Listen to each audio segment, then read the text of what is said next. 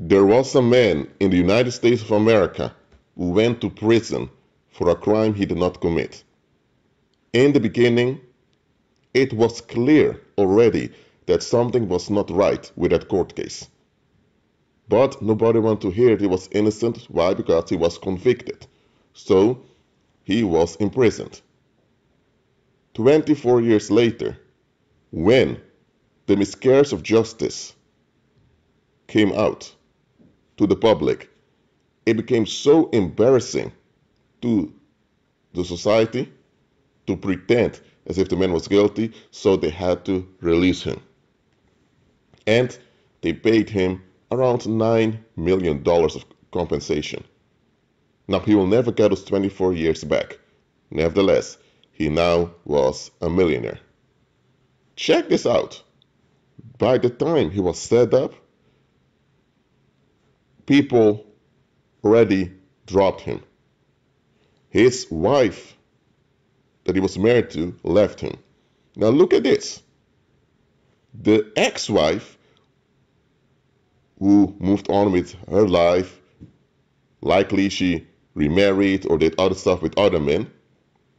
The ex-wife, when she heard that her ex-husband, whose conviction has been overturned and who received millions of dollars, when she heard about that, she got upset. She went to court to claim a portion of the compensation money. She didn't receive a penny. Now hold on.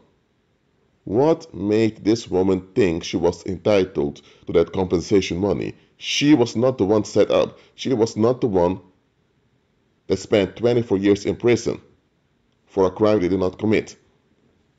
She was not the one whose reputation was damaged. Why? She divorced the man, so she wouldn't be associated with him.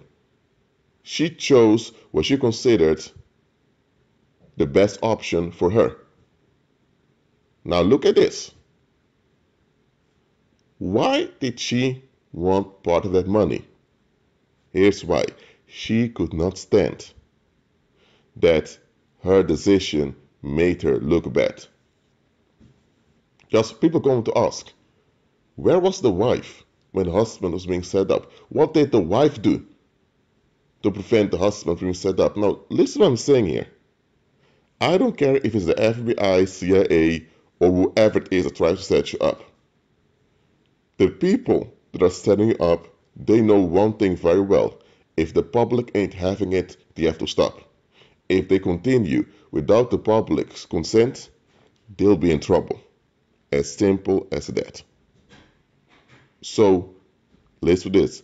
Nobody can successfully set you up without consent of the public. The public has to believe it, or if the public sees you're innocent but they don't want to face it, they have to allow it to happen. Only then can you be successfully set up. Now, the man received a long prison sentence. Everyone thought that's over. He's like going to die in prison, and when he's released, he's easily going to be an old man on welfare or whatever. He ended up as a millionaire. It's a plot twist. And this plot twist put him in the advantage, and all the other people that neglected him and discarded him in a disadvantage. Now, this is a disadvantage they never expected. This is a disadvantage you don't want to go through. All the people who talk bad about him, all the people that discarded him now have something to explain to their children, possible grandchildren, about the situation. Imagine your father being one of the individuals who ratted that man out, and now it's clear the man is innocent. How will this make your father look? So, here's what you understand. Whenever a miscarriage of justice is exposed, it brings humiliation and embarrassment to the community. Humiliation and embarrassment that people don't want to deal with. This humiliation and embarrassment will decrease social trust, and with the decrease of social trust, there will be more disharmony in the community. So, that's why often courthouses don't want to admit miscarriage of justice. Well, in this case, they had to do it. Now, in this case, the man got the compensation. He moved on.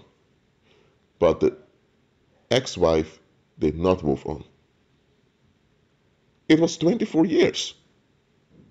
Now, I don't know when during those 24 years she divorced him. Nevertheless, she divorced him. Now, look what I'm saying here. This has nothing to do with what sex one is, because there are men acting in similar ways also. Just remember this: toxic people do not want to end in a disadvantage. Toxic people are opportunists. They only want to be in a place where they can get something out of it. Toxic people do not believe in you winning and they winning. Toxic people are all about them winning. Winning to them means they get away from some bad situation or they get the bill out from the consequence of their actions. Toxic people do not believe in win-win situations. For them to win, someone else has to lose. Or if they're losing, they want others to lose too. They never want to end up in a situation where they're losing and you're winning. When they look down on you, or they leave you or discard you, you must remain irrelevant to the community. That's why toxic people often conduct smear campaigns to get people to turn on you too, so that they have support in keeping you down. Because if they leave you or discard you and others keep hanging out with you perfectly fine, it makes them look bad. They want the community to stand behind them. So they will lie about you, conduct smear campaigns about you, and 9 out of 10 times they will have people joining them. Those that join them will end up just as toxic as they are. Now look, in the case of this man, there's a crowd of people who became toxic by investing in his guilt, which never existed. Now that the man has been vindicated, it will make them all look bad. It will cause them to lose their reputations. It will cause them to face losses in daily life. Would you trust someone when insisted someone was guilty and now it's out that they're innocent? No, you wouldn't. Now look, those toxic people, they will feel victimized. They will feel as if they're being raped when you are vindicated or when you, despite their abuse and despite their neglect, end up in an advantage. Now, they can't openly come and say that they feel victimized because you end up in an advantage, because it's going to make them look bad. There's something they won't do. But they will go behind your back, trying to take away your advantage. For example, with that man, he got $9 million and the ex-wife tried to get a portion of it. Why? She couldn't stand that this ex-husband of hers, that he was far better off than she was. She likely had either a 9-to-5 job, or she had a retirement, or she was on welfare, and now this guy has billions. And as a man, he can still get a young woman and start over, even though he's older. As a woman, being of a high age, starting over, it's going to be a bit more difficult. So, she couldn't stand that the man was in an advantage. Now, let's relay this to you guys. Listen to what I'm saying here. There are toxic people out there who cannot sleep well at night, who are stressed out, sometimes even depressed and burnt out because they don't want to accept that you are in an advantage. They don't. Now, they don't dare to openly come out and say this, especially not into your face, because it will make them look stupid. Some will even fake like they're happy for you, but behind the scenes, they and other people are conspiring to take your advantages from you. And when they don't succeed in taking advantages from you, they will seek to kill you. It's not that they want advantages, they just don't want you to have any. Now, these things happen in the hood. For example, you got a new Walkman or Discman, whatever, and you walk in the hood. Some other guy comes with a knife and robs you from the Walkman, and then he throws the Walkman away. What is that? Now, you may think if someone robs you, it means they want something you have. No, there are people out there who simply rob you because they don't want you to have anything. They are not looking for anything good in their own lives. They are not regarding their own lives, so they don't want you to regard yours either. Some people will rob you just to take away from you, not because they want what you have. So understand this. Envy and jealousy play a big role with fallen mankind. People don't want you to do better than they do, or they don't want you to do better than what they expect you to do, because they don't want to check their own expectations. If people never expected you to advance forward, now they need to explain why they didn't expect it, what their thoughts were based upon, and then they have to realize that the thoughts weren't based on anything real. They don't want to be confronted with this. So people feel entitled to restrict you to keep themselves at ease on the inside. And they even feel justified to use violence against you to get this done. Some even go so far that they feel entitled to take your life just because your progress will hurt their reputation as well as force them to face their defective thinking. Yes, there are people like that. They will turn on you, they'll become your enemy, they'll seek to tear you down, they'll seek to even kill you just because they don't want their fairy tale to be challenged. As simple as that. And that is why, this is what I'm saying, when people discard you, when people leave you, let them go. Let them leave. Don't go after them. But remember one thing, those people never forgot about you. They didn't. What they did was they invested negatively against you. So energetically, as long as you are in a wounded state, that wounded state you're in will suck up the investment, the negative attitude you have towards you. And you end up with the bad consequences. But the moment you deliver from that wounded state, all the negative investment they have against you backfires. They will face sudden difficulties in life out of the blue. And then their mind will think about you because it's related to you. You shut down an energetic flow of negativity towards you, and now they're the ones dealing with the pollution. So some of those people will find out that you're doing well. Some either try to hoover you back to re-victimize you, to keep you in a wounded state, or if they're too embarrassed or too humiliated to approach you again, they will send other people to befriend you or get close to you. And they remain behind the scenes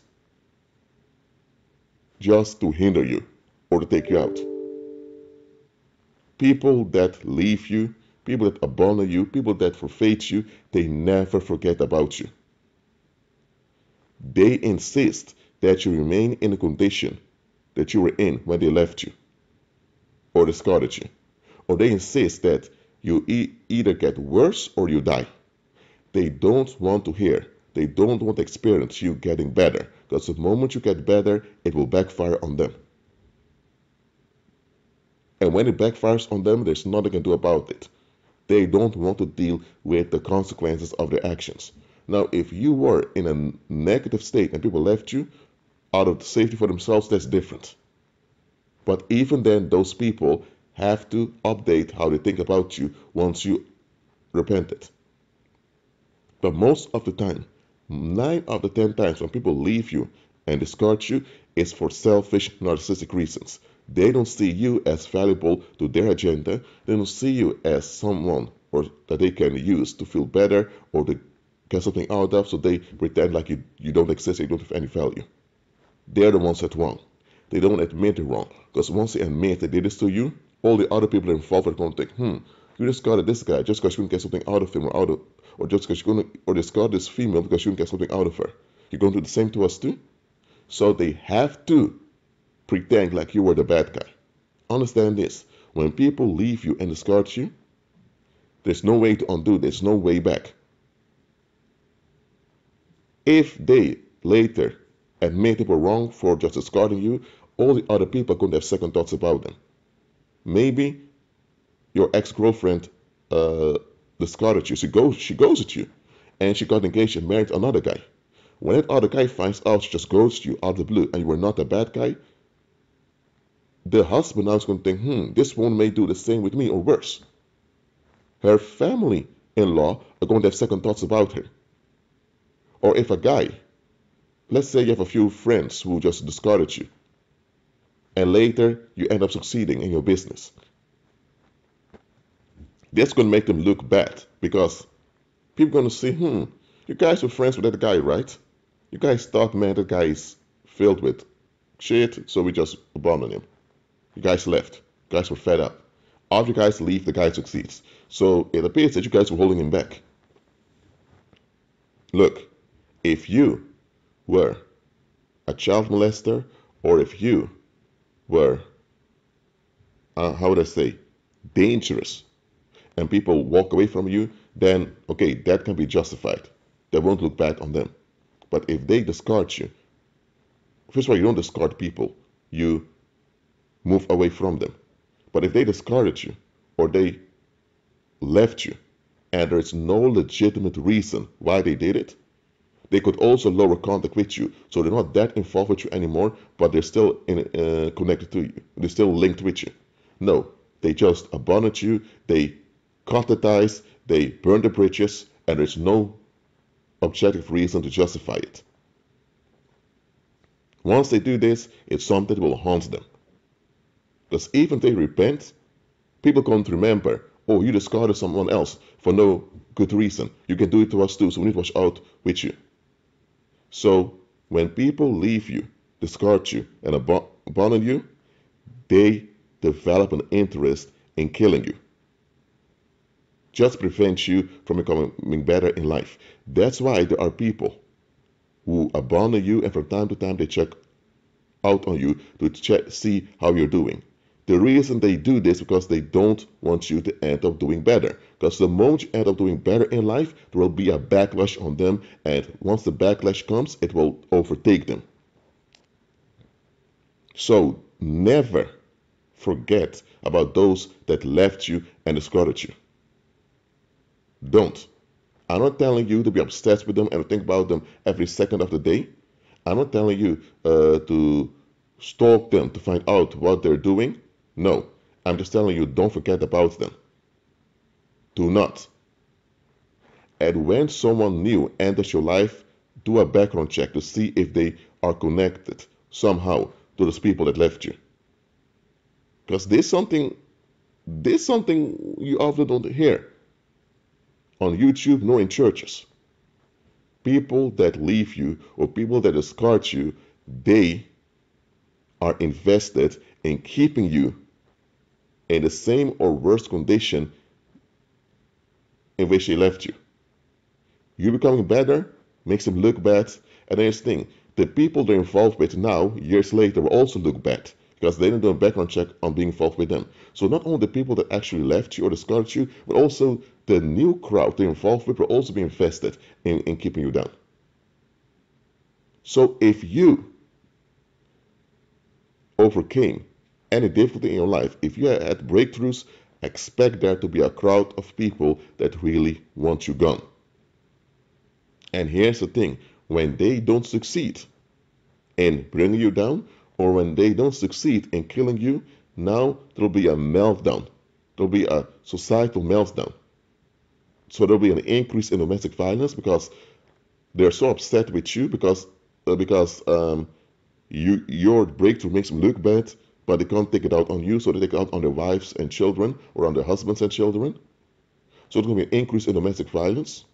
There's going to be an increase in stabbings, and there's going to be an increase in disruption of public order by people screaming in the streets.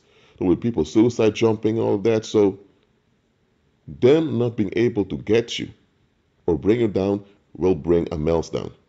This is the reason why society has all those restrictions on people. Society does not want you to become financially autonomous. Society does not want you to be free from its restrictions.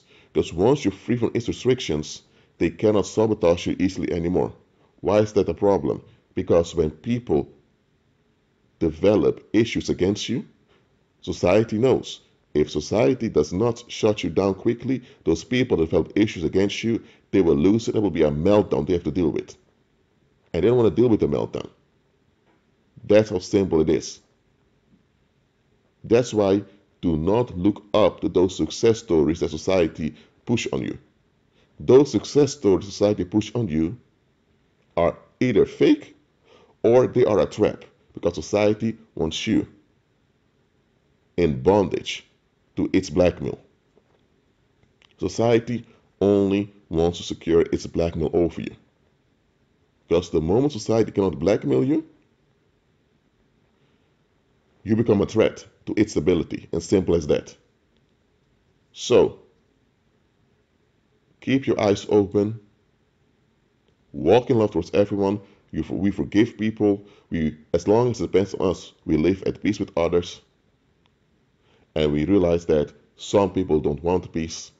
They just insist on destruction. So we move away from them, shake dust off our feet, and when necessary, we enforce repercussions spiritually on those people. As simple as that. Now keep on walking by faith, keep agreeing with Christ, and be at peace.